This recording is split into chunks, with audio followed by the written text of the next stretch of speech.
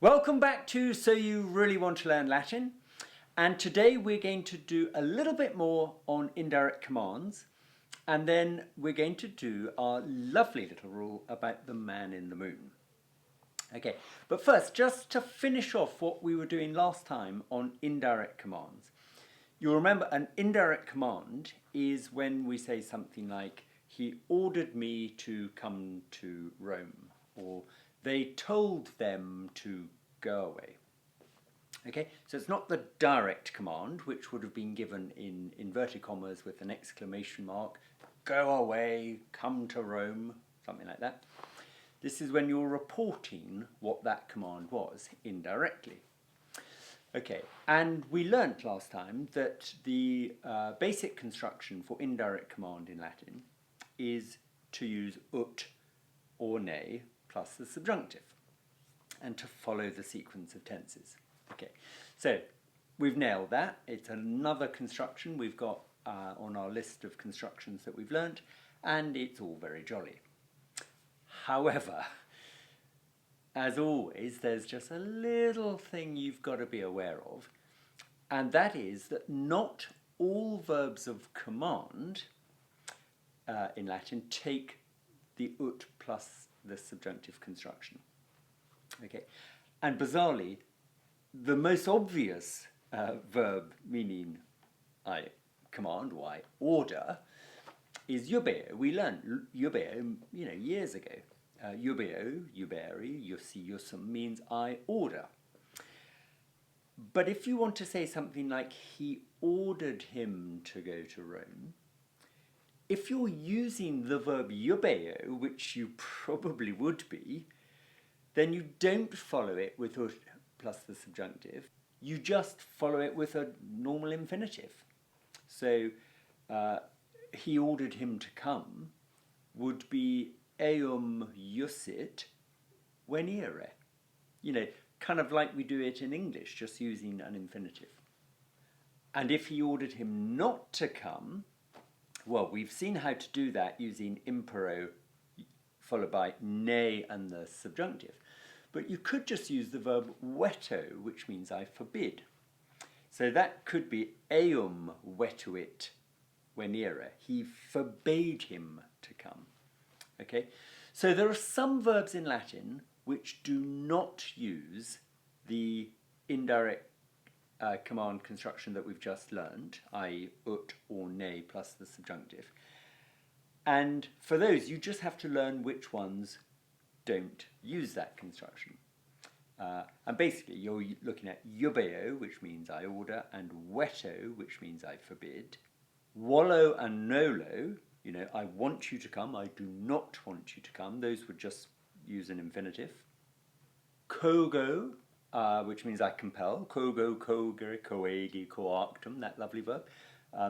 So kogo, just use an infinitive. Cupio, I desire, I want or I desire. So I desire you to come. Cupio venire. Te cupio venire. And prohibeo, I prohibit you from coming. That would just use the infinitive. Te prohibeo venire. Okay, so just be careful with indirect command. Normally you're going to use ut plus the subjunctive if it's a command, and ne plus the subjunctive if it's a negative command. But some pretty common verbs don't use it. Eubeo, veto, nolo and wallo, kogo, cupio, prohibeo. Okay, so sorry about that. Not really much I can do about it except apologise for it and move on. Okay.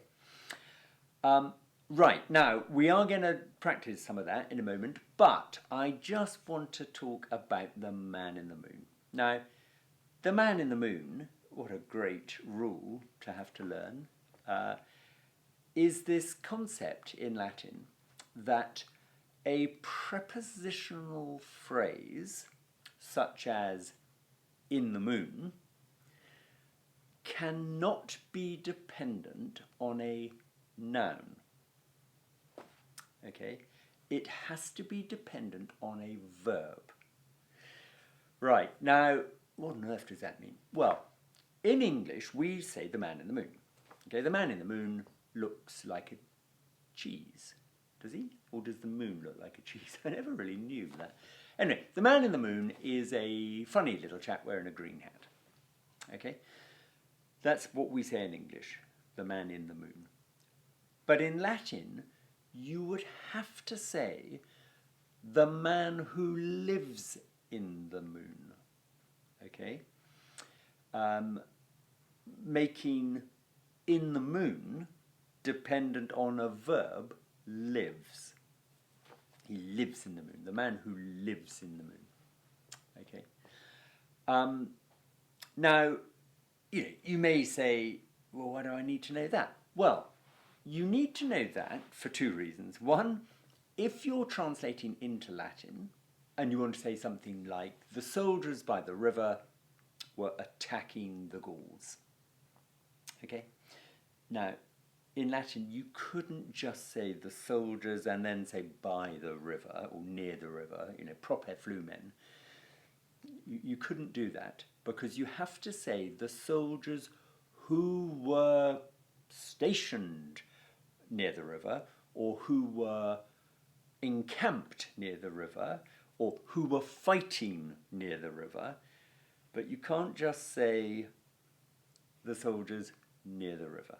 Okay, it's really bad Latin, don't do it. Okay, now you may say, yeah, but how often am I going to find myself in a situation where that kind of thing is important, Well, when you're translating out of Latin, and you always want your translation of Latin to be really good, really accurate, really precise, if you were to see a phrase, a prepositional phrase, which kind of appeared to be dependent on a noun, you'd have to tell yourself, well, no, it's not. It's got to be dependent on a verb. So I'm going to have to look for the verb on which it is dependent. Okay. Now, we cover this in, chapter 7 of book 3 of the course. We've even got a lovely little photograph of a man in the moon. Okay, and the example we give in here, it's not completely brilliant, but here it is. We have a sentence, oppidum proper flumen oppugnaverunt. Okay, oppidum proper flumen oppugnaverunt. Now, oppidum the town, proper flumen near the river, oppugnaverunt, they attacked. So it's kind of pretty obviously they attacked the town near the river. But it could not mean that. It could not mean that they attacked the town and that the town was near the river, because proper flumen is a prepositional phrase and it cannot be dependent on a noun. So it cannot be dependent on oppidum. Therefore, there's only one other thing it can be dependent on, and that's the verb, which is what it needs to be dependent on, oppugnaverunt. So what it actually means is they attacked from a position that was proper flumen, near the river. So they attacked near the river. Okay. Now what did they attack? They attacked oppidum. Now, for all we know, and this, sort of stretches this sort of rule a bit, for all we know, the town was nowhere near the river. The town could have been flipping miles away from the river. But the people doing the attacking, their attacking was near the river. So they attacked near the river, the town. And I suppose if they were a modern artillery regiment, they could have been near the river and they were attacking the town, which was 100 miles away. Okay. Now, the Romans, they had some pretty good kit. for lobbying things, but you know, it's slightly stretching the you know, the principle of this rule to say that they were near the river and they were attacking a town miles away. But that's the point I'm trying to make. A prepositional phrase cannot be dependent on another noun. It has to be dependent on a verb. Okay, so in other words, the phrase "the man in the moon" can't really be translated into Latin unless you say "the man who lives in the moon." Okay, right, it's a nice little rule. I obviously owe that one to my dear old friend Theo Zinn, who taught me all this stuff. And now let's have a little practice at some of that. So we're going to just put some stuff into Latin first. We're going to say, he ordered me to come to Rome. He ordered me to come to Rome. And we're going to do it two ways. First, we're going to use iubeo, and then we're going to use impero. Okay, so he ordered me to come to Rome. If we use iubeo, would be me Romam venire iusit. Okay, so me iusit, he ordered me, venire, to come, and Romam, to Rome. Don't forget our lovely little rule that if you are going to or from a town, a small island, domus or rus, then you do not use a preposition. Okay, so that's why it's not ad Romam. So that's an indirect command, but it's using iubeo, which uses an infinitive, not the ut and the subjunctive construction. Whereas if we were to put that same sentence into Latin using the verb impero, okay, now impero, remember, takes the dative, so it's not going to be me anything, that object is going to have to be in the dative. So mihi imperavit, that would be he ordered me. It's kind of he gave an order to me. So mihi Romam, that's to Rome. And then instead of going venire, we're going to go ut venirem, in order that I might come. And then imperavit. So mihi Romam ut venirem imperavit. Now, the word order of that, you know, you can play around with it a bit. We could have Romam, mihi ut venirem imperavit, or we could have, well, you probably wouldn't want to start with ut, but, you know, you sort of could have ut Romam venirem mihi imperavit. Yeah, that would probably be very good. But you see that the principle is we are using ut and the subjunctive after the verb impero. Okay, we'll do another one. They did not want me to fight with the Carthaginians. And we're going to use nolo. Now, nolo takes the infinitive. So they did not want me to fight. Me pugnare with the Carthaginians, cum poinis.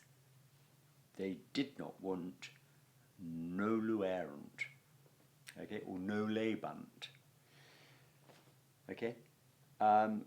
So these indirect commands using an infinitive are sort of, you know, you might expect us to have taught those first because that's how we do it in English. They're very easy.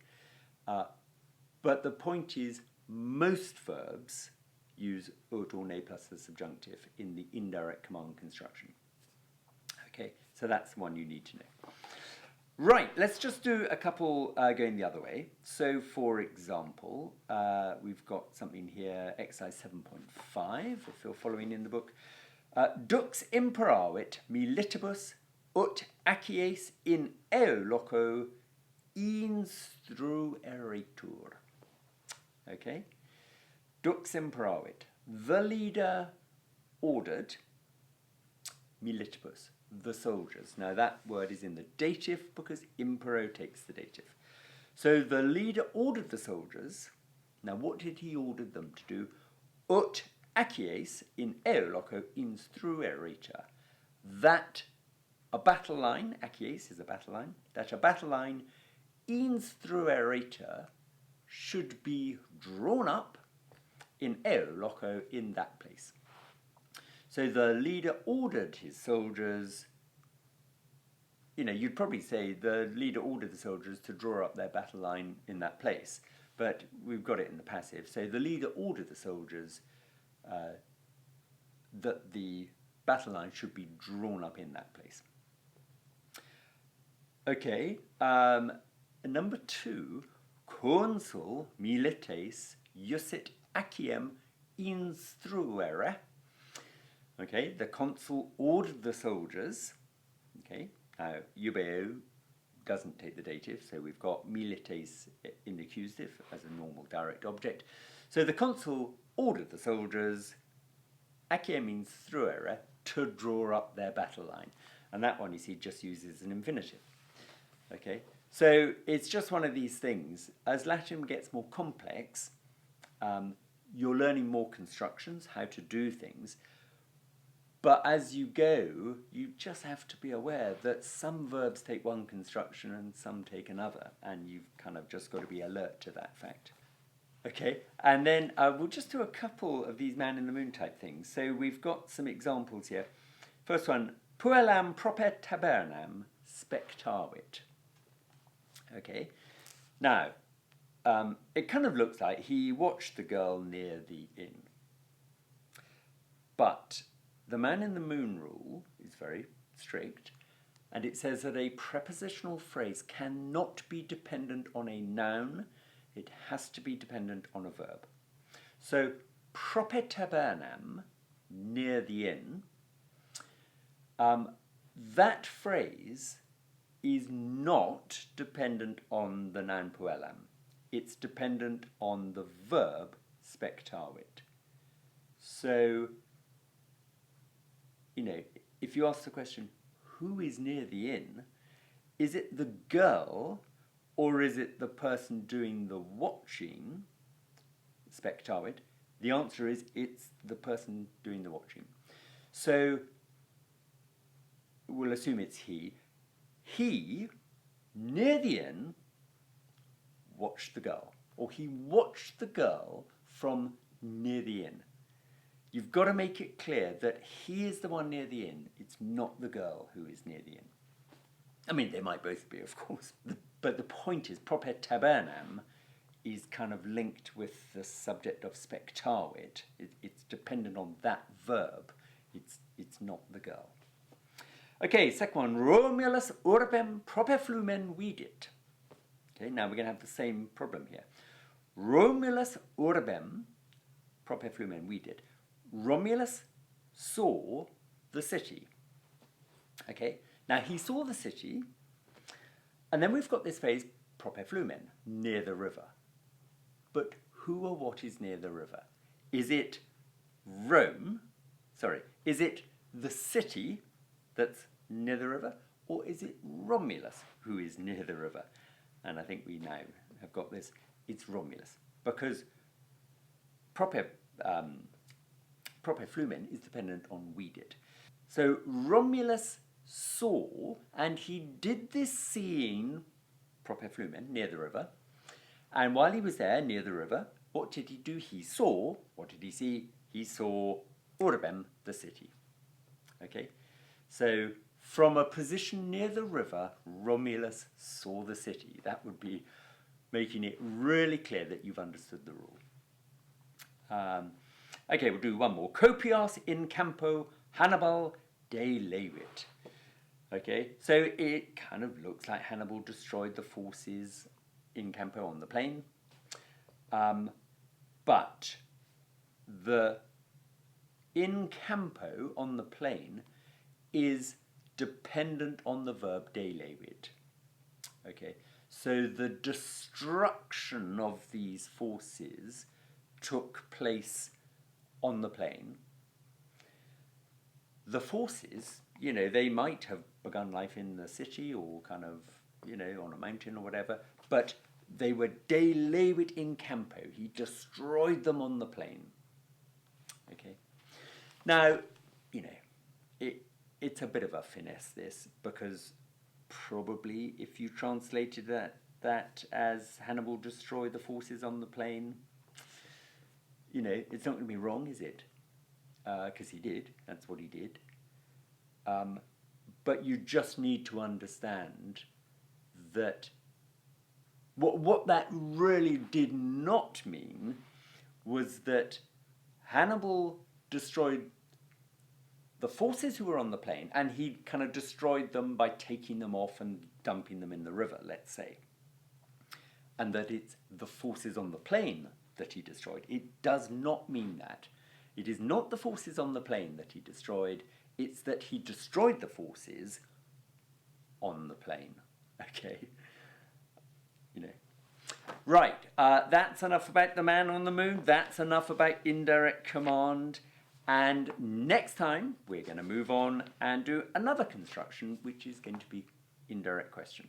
But until then, keep up the good work. Go back over your notebooks, get this stuff written out, learned, memorized, practiced.